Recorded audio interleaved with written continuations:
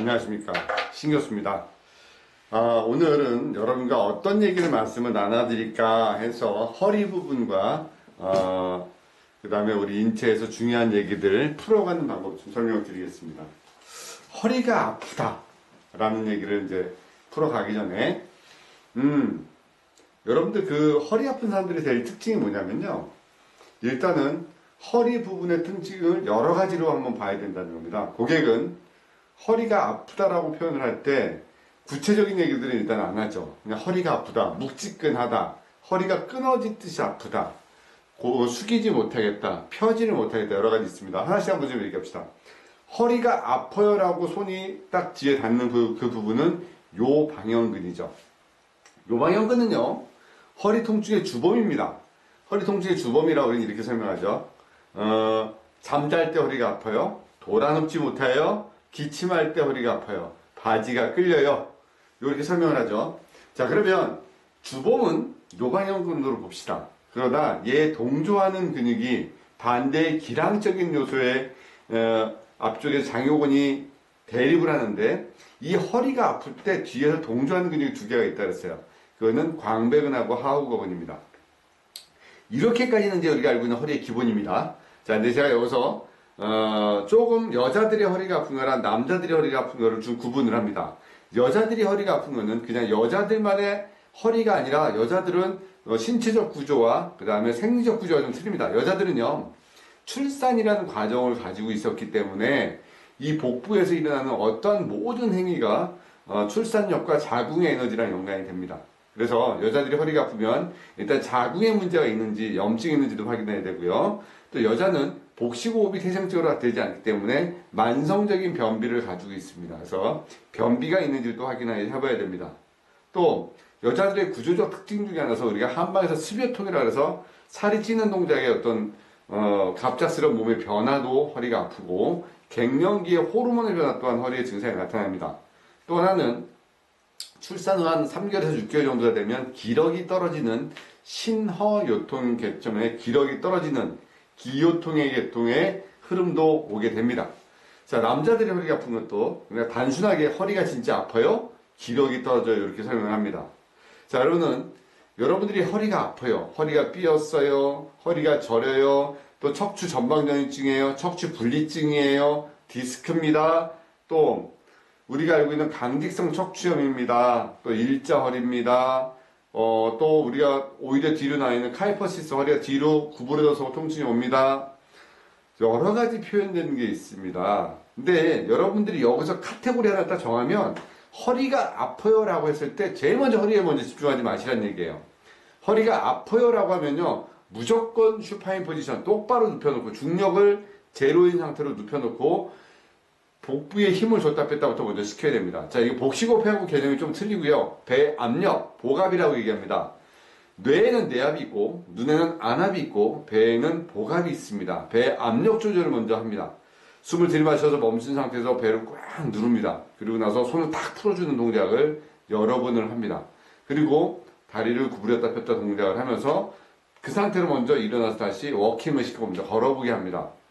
아마 여러분들이 깜짝 놀란 현상들이 있을 겁니다. 그렇게까지 많이 심하게 아프다고 했던 분이 배에다가 힘을 줬다 뺐다 몇 번 하니까 그 증상으로 이렇게 허리가 빨리 편해질 수가 있어? 또 이렇게 생각을 하죠. 그래서 복부에 힘을 주었다 뺐다라는 동작을 고객한테 시키는 게 아니라, 힘을 주고 멈추라고 하고 제가 눌러서 버티게 하는 일명 저항 운동을 시켜서 배의 힘의 상관관계를 유지시켜 봅니다. 이거는 뭐냐면요, 허리가 아프다라고 얘기하는 거는 균형적 요소를 먼저 보는 거예요.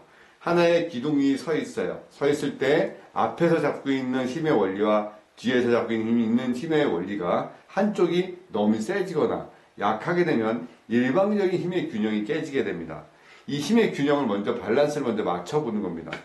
우리는 허리가 아프다고 하시는 분들의 허리 근육을 풀었을 때 어떤 낭패를 많이 받냐면, 허리 근육을 릴렉스 시켜버려요. 이완을 시켜버리면 복부의 균형하고 맞지 않기 때문에 오히려 걸어서 들어왔던 분이 일어나지를 못하는 경우가 되게 많습니다. 근데 그분들은 이렇게 얘기해요. 나 걸어 들어왔는데 선생님이 만져서 내 몸이 오히려 더 일어나지 못합니다 라고 얘기를 하죠. 이거는 차분하고 얌전하고 좋은 분들은 그렇게 얘기합니다. 그러나 많은 분들은 이게 쉽게 좋은 말투로 얘기하지 않죠. 격양된 목소리로 너 때문에 내가 걸어 들어왔는데 못 걷게 됐다라고 오히려 일방적으로 여러분들이 고통스러운 말을 하게 됩니다. 참 30년 넘게 이 일하면서도 그런 경우가 되게 많았습니다. 지금 단계가 고통스러운 게 아니라 근육을 이완시켜줬기 때문에 이제 나는 너의 균형을 좋아지게 만들 거라고 했지만 일단 막무가내죠. 그래서 허리가 아픈 사람들은, 진짜 아픈 사람들은 눕히지 않습니다. 왜? 누워서 근육을 풀면 100% 이완돼서 못 일어나니까요. 그런 경우는 이제 움직이면서 풀어준 단계가 있고, 아니면 슈파인 포지션, 똑바로 누운 상태에서 배 압력 조절을 해서 일어나게 합니다. 여러분들 유튜브 보게 되면 급성요통을 제가 일으키게 하는 영상들이 한 두세 개가 있을 겁니다. 잘 보시게 되면 동작적 요소를 이해됩니다. 오늘 이 상황에서는요, 그렇게 배를 만진다라는 거랑 허리에 대한 설명을 좀 더 드리고자 합니다. 허리가 아플 때 어디를 만지면 진짜 좋아질까? 이거죠. 배입니다. 물론 배, 장요근입니다. 근데 배도 왼쪽에서 오른쪽으로 밀어서 그 컨택을 해야 됩니다. 왜냐하면 장부는, 특히 소장은 오른쪽부터 있고 왼쪽에 떨어져 있어서 왼쪽으로 밀어줘야지 장요근이 컨택이 되죠. 자, 장요근을 만질 수가 있습니다. 허리는 복부를 왼쪽에서 오른쪽으로 미는 동작을 호흡과 동시에 시켜서 횡격막의 움직임을 작용시킵니다. 우리가 호흡의 작용을 통해서, 횡격막의 움직임을 통해서 간의 움직임, 특히 간은 근육과 통증을 주관하기 때문에 이분의 통증적 요소에서 몸이 앞으로 구부러지지 않는 동작에 관여합니다. 앞으로 구부러지지가 않아요. 트렁크 플렉션, 몸이 앞으로 구부러지지 않으면 이 문제는 간에서 걸려 있는 겁니다. 흉추 9번을 자극을 줍니다. 간의 기문을 자극을 줍니다. 태돈을 자극을 주고 태충을 풀어주고 여구를 풀어줍니다. 그러면 간이 움직입니다. 가장 중심은 흉추 9번을 자극을 줍니다. 자, 고객이 오셔서 익스텐션 뒤로 허리가 펴지지 않습니다. 얘는 요추 1번을 자극을 줘야 됩니다. 척수 신경의 흐름이 원활하게 흘러가지 않으면 우리가 몸이 뒤로 넘어가는 동작이 익스텐션이 되지 않습니다. 신전작용이 일어나지 않는 거죠. 자, 근데 눈으로는 내가 현재 저 사람 몸 안에서 벌어지고 있는 상황을 쉽게 이해하지 못하는 부분이 있습니다. 척추관이 눌려있는 스테노시스, 척추관 협착증인지, 진짜 척추 전방전이증인지, 분리증이 되어 있는지, 그거에 대해서는 모르고, 우리가 또 이제 구조적인 문제, 척추체 문제로 보면서 몸의 균형이 깨지는 것은 함부로 손을 댈 수가 없는 것이고요. 감으로 치료한다? 저는 30년 넘어도 함부로 제가 이 허리 아픈 사람들한테 함부로 교정을 하지 않습니다. 감이라는 말이 무섭습니다. 그리고 저는 그런 분들 되게 부럽습니다. 손을 이렇게 만지면 뼈가 뭐 어떻게 됐다라는 얘기를 함부로 하시는 분들 되게 부럽습니다. 저도 하루에 50명 이상씩 30년을 만져봤지만 아직 저는 그걸 모르겠습니다. 그래서 고객의 말에 의존을 하고 저는 교정 단계가 아닌 압력 조절과 균형으로 풉니다. 근육의 통증을 주관하는 간의 에너지를 풀어줍니다. 그리고 척수신경의 흐름을 좋아지게 하고요. 그 다음에 혈액순환을 시킵니다. 그래서 사람의 몸이 움직일 수 있는 엉덩이 중둔근을 풀어주고 또 전체적인 흐름을 원활할 수 있는 상황으로 균형적 요소를 만들었을 때 그 사람이 일어나게 합니다. 허리는 칼을 대는 순간 여러 가지 복합적 요소가 동반되어야 됩니다.